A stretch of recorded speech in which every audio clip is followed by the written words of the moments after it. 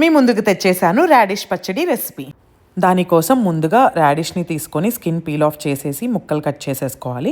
కొంచెం ఆనియన్ కూడా కట్ చేసుకోవాలన్నమాట. ఇంకా కడాయి పెట్టి ఆయిల్ హీట్ ఎక్కిన తర్వాత పీనట్స్ వేసి వేయించుకోవాలి. పీనట్స్ హాఫ్ అయిపోయినాయి అని అనిపించుకున్నాక స్ప్లిట్ చనాదాలు అండ్ ఉరద్దాలు వేసి ఫ్రై చేసుకోవాలన్నమాట.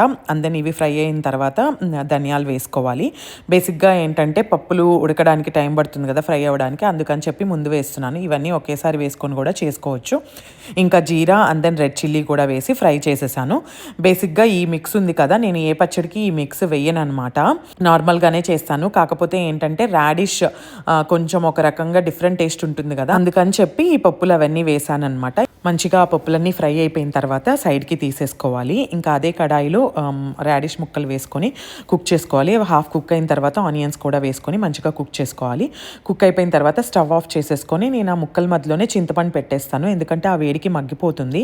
ఎందుకంటే బ్లెండ్ చేసేటప్పుడు ఈజీగా బ్లెండ్ అయిపోతుంది అనమాట, అందుకని చెప్పి. ఇంకా ఈ స్టఫ్ అండ్ దెన్ ఈ రాడిష్ ఆనియన్ ముక్కలు ఇవన్నీ కూడా బ్లెండర్లో వేసేసుకొని అండ్ దెన్ సాల్ట్ వేసేసుకొని మంచిగా గ్రైండ్ చేసుకోవాలి.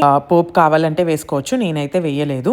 బేసిక్గా ఇలా ఈ స్టఫ్ యూజ్ చేసాం కదా, పప్పుల స్టఫ్ యూజ్ చేసిన పచ్చడి ఏంటంటే దోశల్లో కన్నా అన్నంలోకి చాలా బాగుంటుంది. నాకైతే రైస్లోకి నచ్చుతుంది.